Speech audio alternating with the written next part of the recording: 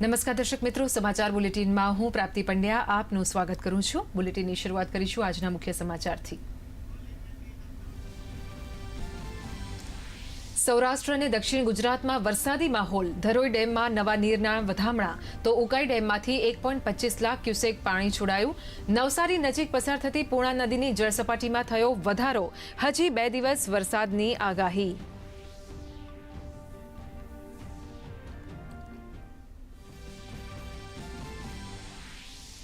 નમો સરસ્વતી વિજ્ઞાન સાધના યોજના વિદ્યાર્થીઓ માટે સાબિત થઈ રહી છે આશીર્વાદરૂપ। રાજ્યના 1,20,000થી વધુ ઉચ્ચતર માધ્યમિક શાળાના વિદ્યાર્થીઓને મળી ₹12 કરોડથી વધુની સહાય। સૌથી વધુ સુરતના 16,000 વિદ્યાર્થીઓએ લીધો લાભ।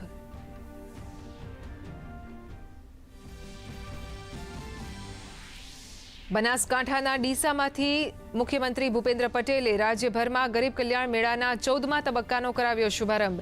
સીએમએ ગરીબ કલ્યાણ મેળાને ગણાવ્યું ગરીબોને સહાય આપવાનું સેવાયજ્ઞ। કહ્યું વચેટિયા વગર ઘર બેઠા લાભાર્થીઓને મળી રહી છે 21 વિભાગોની સહાય।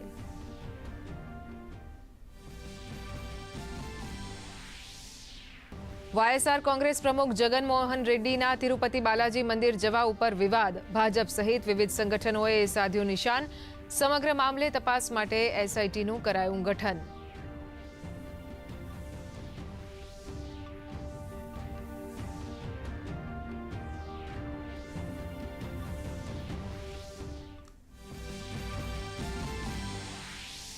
જમ્મુ કાશ્મીર અને હરિયાણામાં ચૂંટણી પ્રચાર તેજ। ભાજપના રાષ્ટ્રીય અધ્યક્ષ જેપી નડ્ડા કઠુઆમાં ગજવશે જાહેર સભા તો કોંગ્રેસ નેતા રાહુલ ગાંધીની 2 સ્થળોએ રેલી। અમિત શાહે હરિયાણામાં રેવાડીમાં અનામત મુદ્દે કોંગ્રેસને ઘેરી।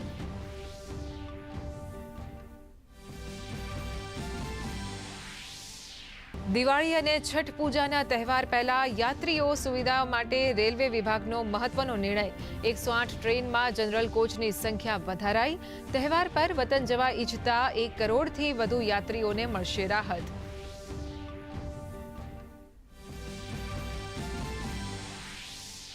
સાપ્તાહિક તેજી બાદ શેરબજાર આજે રેડ ઝોનમાં બંધ। સેન્સેક્સ 264 અંક ઘટીને 85,571 પર, જ્યારે નિફ્ટી 37 અંક ઘટીને 26,179 પર થયો બંધ। સોના ચાંદીના ભાવમાં પણ ઘટાડો।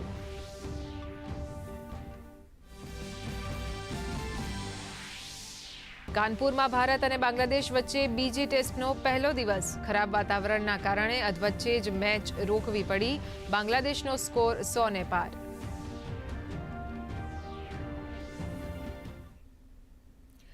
સમાચાર વિગતવાર જોઈશું। થોડા દિવસના વિરામ બાદ રાજ્યમાં ફરીથી વરસાદી માહોલ જામ્યો છે। છેલ્લા 24 કલાકમાં રાજ્યના 212 તાલુકામાં વરસાદ પડ્યો હતો। સૌથી વધુ તાપી જિલ્લાના વ્યારામાં 8.5 ઇંચ વરસાદ નોંધાયો છે। જૂનાગઢના વિસાવદર અને ભાવનગરના ઘોઘામાં 6 ઇંચ વરસાદથી જનજીવન અસ્તવ્યસ્ત બન્યું છે। આજે ગીર સોમનાથ, અમરેલી, પંચમહાલ અને દાહોદ સહિત મધ્ય ગુજરાતમાં ગાજવીજ સાથે વરસાદની આગાહી છે। હાલ રાજ્યમાં 128% વરસાદ નોંધાયો છે। મહેસાણામાં ધરોઈ ડેમની સપાટી 617.41 ફૂટે પહોંચતા નવા નીરના વધામણા કરવામાં આવ્યા છે। ધરોઈ શાખા નહેર 2 ધરોઈ પિયત સિંચાઈ સહકારી સંઘ લિમિટેડ વિસનગર દ્વારા બ્રાહ્મણોની ઉપસ્થિતિમાં નવા નીરનું પૂજન અર્ચન કરવામાં આવ્યું હતું। ધરોઈ ડેમનો જળસંગ્રહ હવે 82.74% થયો છે, જેથી 98,000 હેક્ટર જમીનમાં સિંચાઈ માટેના પાણી તેમજ પીવાના પાણીની તકલીફ રહેશે નહીં, જેથી ખેડૂતોમાં પણ ખુશી વ્યાપી રહી છે।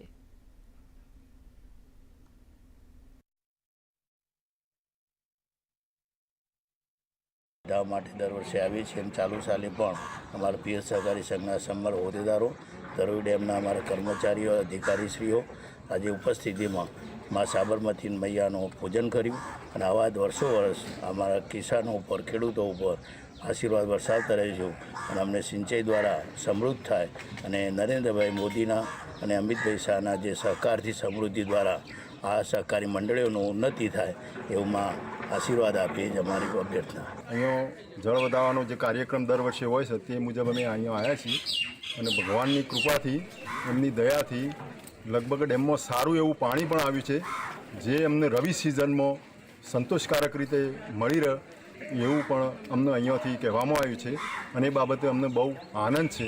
અને આ કાર્યક્રમ લગભગ અમે દર વર્ષે કરીએ છીએ, એ મુજબ આ દિવસે પણ અમે આ કાર્યક્રમ કર્યો છે। અને આ ફેડરેશનથી ખેડૂતોને જે મતલબ કે પાણી મળવું જોઈએ સંતોષકારક રીતે પાણી મળી રહે.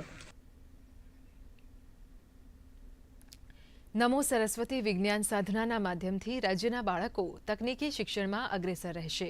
આ યોજના અંતર્ગત અત્યાર સુધીમાં રાજ્યના 1.20 લાખ કરતાં વધુ ઉચ્ચતર માધ્યમિક વિદ્યાર્થીઓને ₹12 કરોડ કરતાં વધુની સહાય ચૂકવવામાં આવશે.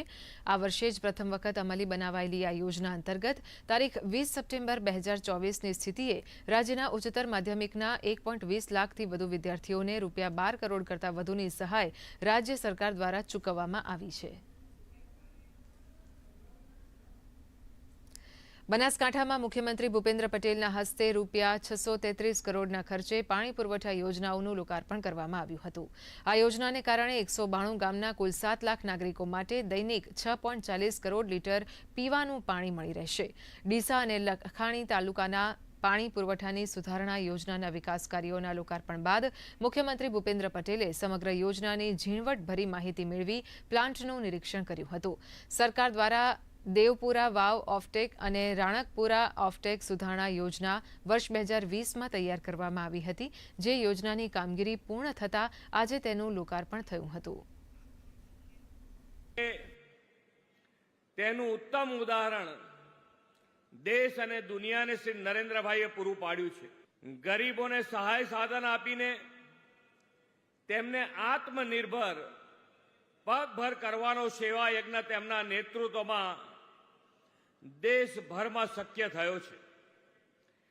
પ્રધાનમંત્રી વિશ્વકર્મા યોજના હોય, જનધન યોજના હોય, સ્વનિધિ યોજના હોય જેવી યોજનાઓથી ગરીબોનું આર્થિક સશક્તિકરણ મોદી સાહેબે કર્યું છે.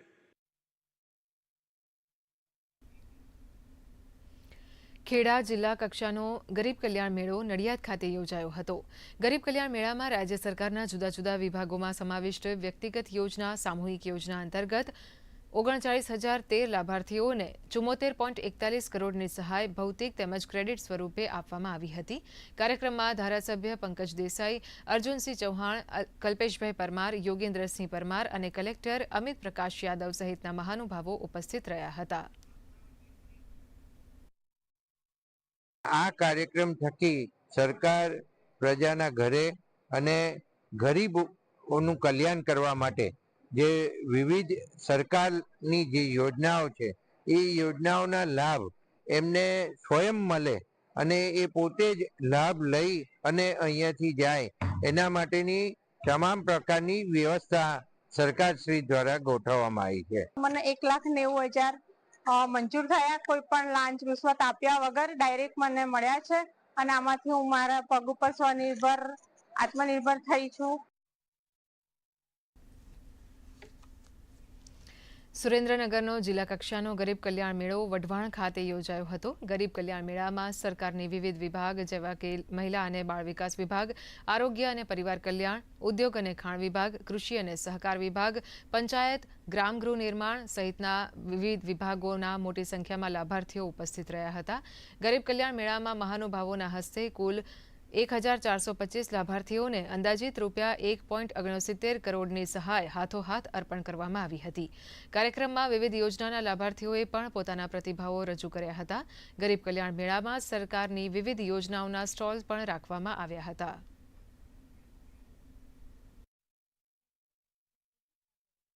₹34,621 લાભાર્થીમાં 71 કરોડ 45,39,337 રકમનો લાભ આપેલ છે.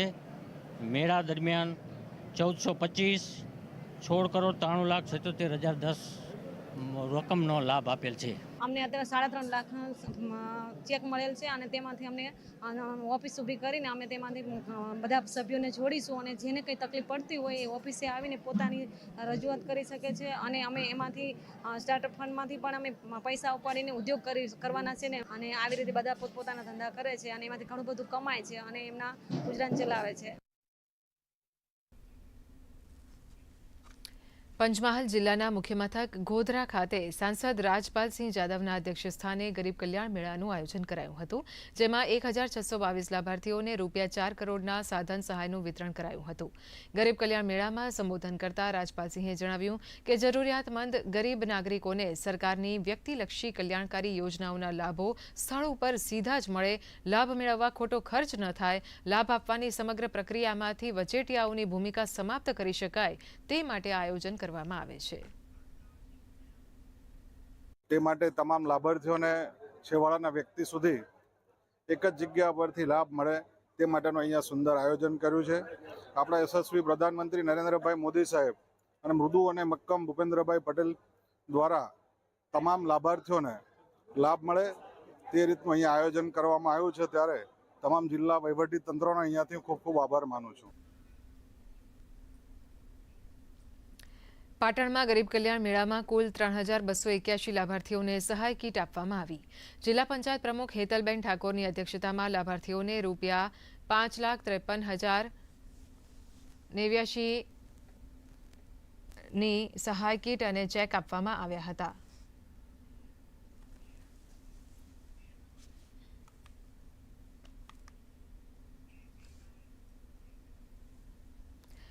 ડાંગમાં ગરીબ કલ્યાણ મેળામાં 1434 લાભાર્થીઓને 4 કરોડના લાભોનું વિતરણ કરવામાં આવ્યું હતું. ડાંગના ધારાસભ્ય તેમજ વિધાનસભાના નાયબ દંડક વિજય પટેલની ઉપસ્થિતિમાં રાજ્ય સરકારના જુદા જુદા 12 વિભાગોના 30થી વધુ યોજનાઓના લાભાર્થીઓને સાધન સહાયનું વિતરણ કરવામાં આવ્યું હતું.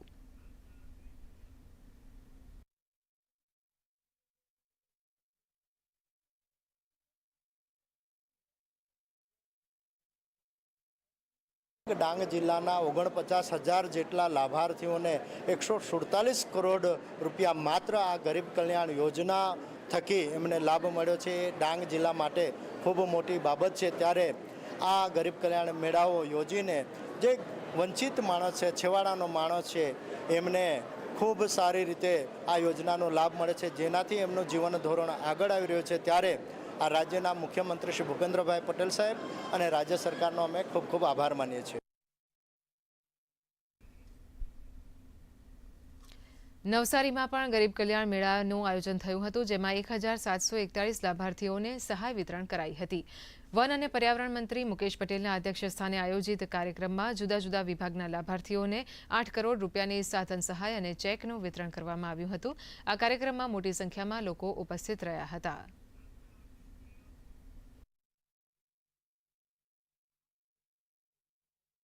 આજે નવસારી ખાતે લગભગ 1741 લાભાર્થીને 8 કરોડના લાભો મળવાના છે.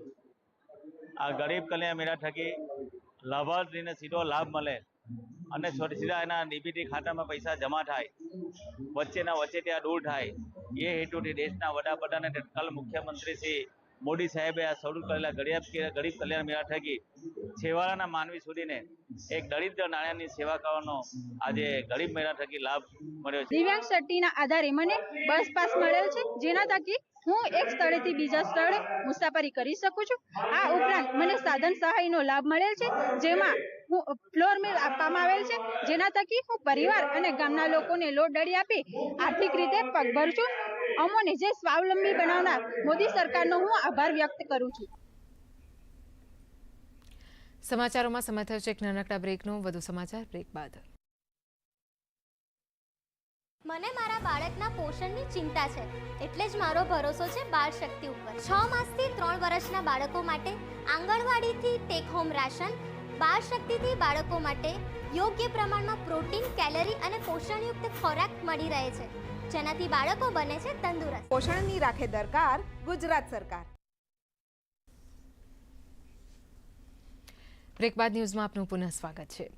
જૂનાગઢમાં ધારાસભ્ય સંજય કોરડિયાની ઉપસ્થિતિમાં ગરીબ કલ્યાણ મેળાનું આયોજન કરાયું હતું, જેમાં 34,000 લાભાર્થીઓને ચેક તેમજ રોકડ સહાય આપવામાં આવી હતી, તો કેટલાક કારીગરોને સાધન સામગ્રી પણ અપાઈ હતી. ધારાસભ્ય સંજય કોરડિયાએ જણાવ્યું કે ગરીબી રેખા નીચે જીવતા લોકોને તેમની જરૂરિયાત મુજબની આર્થિક તેમજ સાધન સહાય પૂરી પાડવાના ભાગરૂપે તેમજ આત્મનિર્ભર બનાવવાના આશયથી શરૂ કરવામાં આવેલ આ મેળાનો લાભ જરૂરિયાતમંદ લોકો સુધી પહોંચાડવામાં સફળતા મળી છે.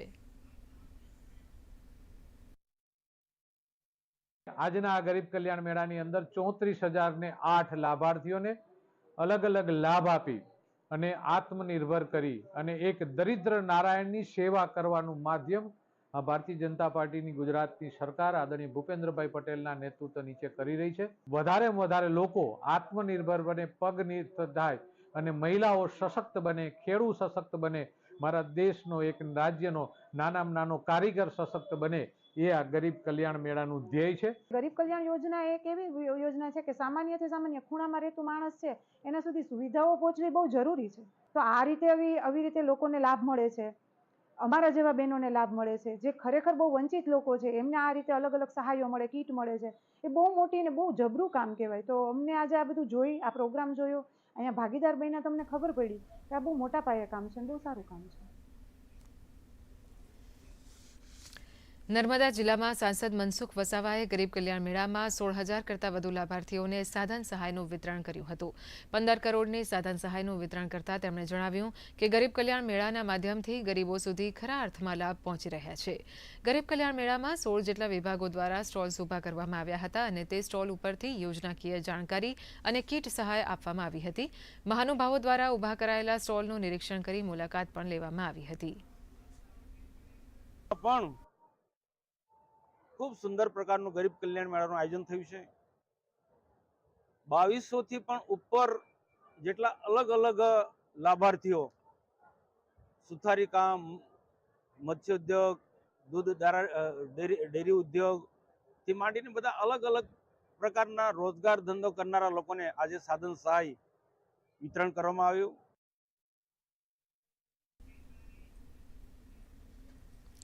તાપી જિલ્લાના વ્યારા ખાતે જિલ્લા કક્ષાનો ગરીબ કલ્યાણ મેળો યોજાયો હતો, જેમાં રાજ્ય કક્ષાના શિક્ષણ મંત્રી પ્રફુલ પાનસેરિયા, બારડોલી મત વિસ્તારના સાંસદ પ્રભુ વસાવા અને ધારાસભ્યો સહિતના મહાનુભાવો ઉપસ્થિત રહ્યા હતા.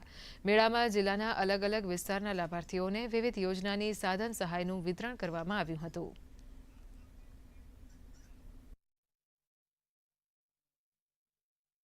ભારતીય જનતા પાર્ટીની સરકારની અંદર લાભાર્થીઓને ડાયરેક્ટ હેન્ડ ટુ હેન્ડ બધી જ વસ્તુ મળે, ક્વોલિટી વસ્તુ મળે, એ હેતુસર ગરીબ કલ્યાણ મેળો એ આશીર્વાદરૂપ બન્યો છે અને 100% પારદર્શક બન્યો છે. ગરીબ લોકોને મળતી યોજના એને ધક્કો ન ખાવો પડે અને મંજૂરી માટેના ક્યાંય જવું ન પડે, એટલા માટે આ ગરીબ કલ્યાણ મેળા એ ગરીબો માટે આશીર્વાદરૂપ બન્યા છે. અમરેલી ખાતે આયોજિત ગરીબ કલ્યાણ મેળામાં સાંસદ ભરત સોતરિયાના અધ્યક્ષસ્થાને ગરીબ કલ્યાણ મેળો યોજાયો, જેમાં જિલ્લાના 2,249 લાભાર્થીઓને 3.17 કરોડના સાધન સહાયનું વિતરણ કરવામાં આવ્યું હતું. લાભાર્થીઓને રોજગારલક્ષી વિવિધ સાધન સામગ્રી જેવી કે ખેતીલક્ષી, કડિયાકામ, બ્યુટી પાર્લર, વેલ્ડિંગ કામ, પ્લમ્બિંગ કામ, સુથારી કામ વગેરેની કીટ આપવામાં આવી હતી.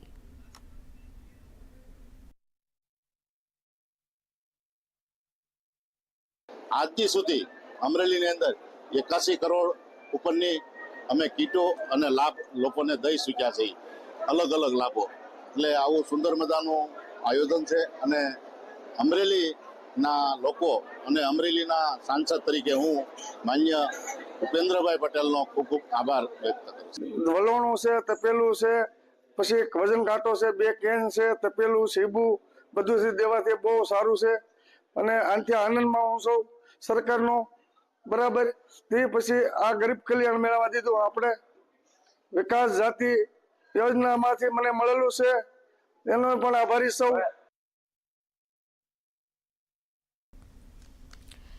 તિરુપતિ મંદિરના પ્રસાદમાં ભેળસેળના મામલે આંધ્રપ્રદેશ સરકારે એસઆઈટીની રચના કરી છે, જેમાં 9 સદસ્યોવાળી એસઆઈટીની ટીમ સમગ્ર મામલે તપાસ કરશે અને રિપોર્ટ સરકારને સોંપશે. ગુંટુર રેન્જના આઈજી સર્વશ્રેષ્ઠ ત્રિપાઠીની અધ્યક્ષતામાં એસઆઈટી પ્રસાદમાં ભેળસેળ મામલે તપાસ કરશે. આ ટીમમાં વિશાખા રેન્જના ડીઆઈજી ગોપીનાથ, કડપ્પાના એસપી હર્ષવર્ધન પણ આ ટીમમાં સામેલ છે. મુખ્યમંત્રી ચંદ્રાબાબુ નાયડુના નિર્દેશો ઉપર તિરુપતિ મંદિરના પ્રસાદમાં ભેળસેળ યુક્ત ઘી મામલે તપાસ કરવા માટે આદેશ આપવામાં આવ્યો છે. આગામી દિવસોમાં તહેવારો આવી રહ્યા છે ત્યારે રેલવે મંત્રી અશ્વિની વૈષ્ણવ દ્વારા મહત્વની જાહેરાત કરાઈ છે.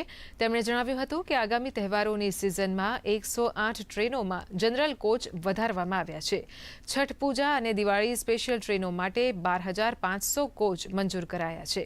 વર્ષ 2023-24માં તહેવારોની સિઝન દરમિયાન કુલ 4,429 સ્પેશિયલ ટ્રેનો દોડશે, જેથી 1 કરોડથી વધુ યાત્રિકોને મુસાફરીમાં સરળતા રહેશે.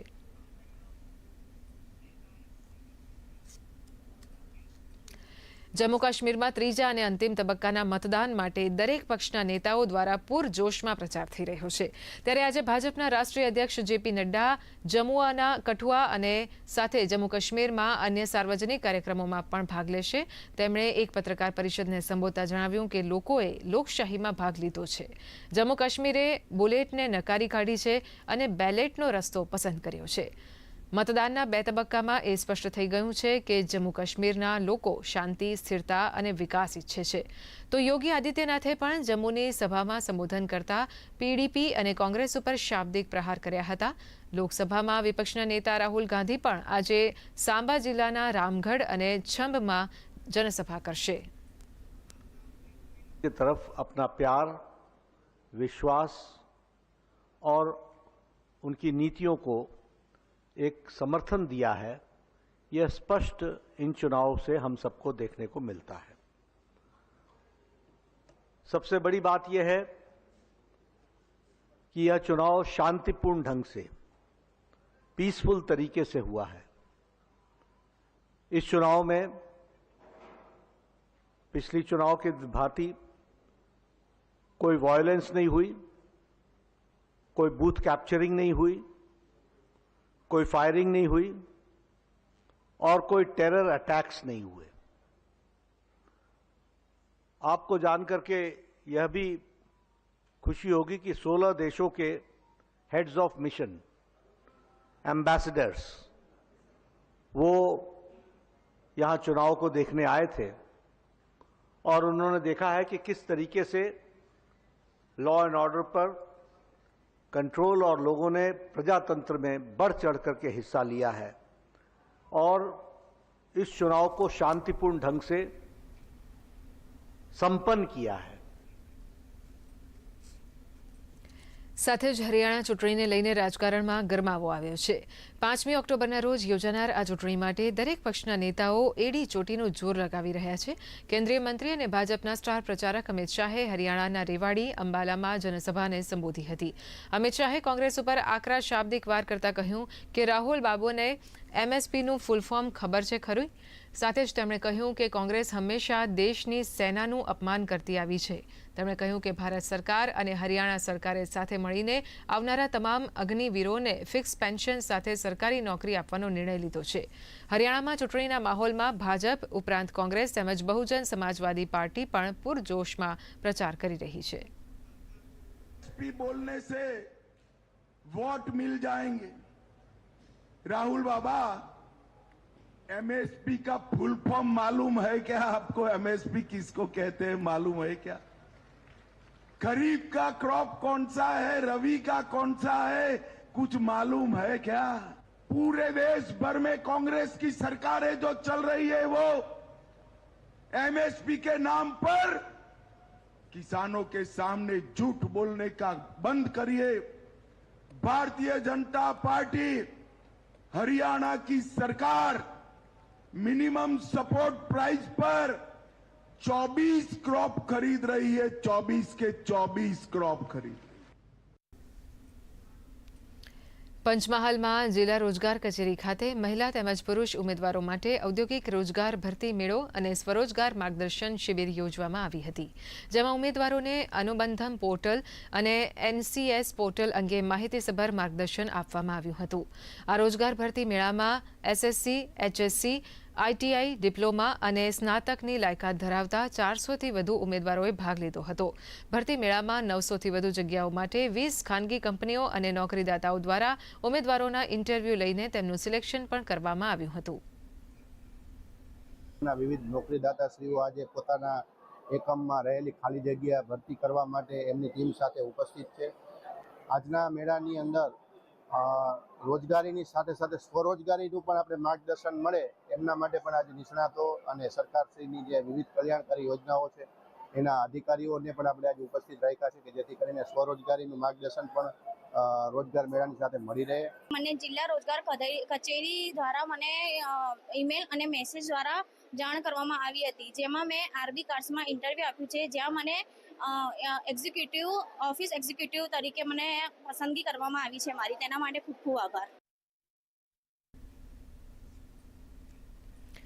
કેન્દ્ર શાસિત પ્રદેશ દીવના કલેક્ટર ભાનુપ્રભાની બદલી થતાં આજે તેમને વિદાયમાન આપવામાં આવ્યું હતું.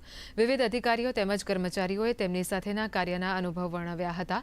તો પદ્મશ્રીથી સન્માનિત પ્રેમજીત બારિયાએ વિશેષ પેઇન્ટિંગથી પણ તેમને સન્માનિત કર્યા. કલેક્ટર ભાનુપ્રભાએ પણ સંબોધનમાં તમામ લોકો પ્રત્યે આભાર પ્રગટ કર્યો હતો.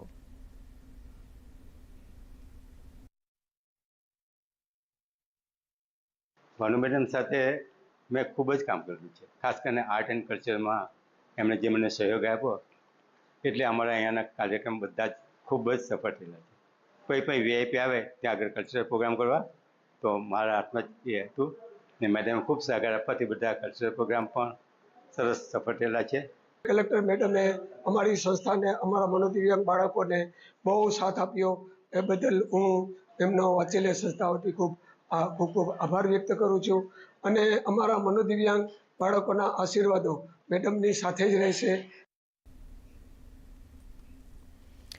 મહીસાગરના લુણાવાડા ખાતે શિક્ષણ રાજ્યમંત્રી કુબેરભાઈ ડિંડોરે બાબા આંબેડકર ચોકથી રેલી કાઢી હતી, તેમજ ભાજપના નેતાઓએ રાહુલ ગાંધીનો વિરોધ કરતા ધરણા કર્યા હતા.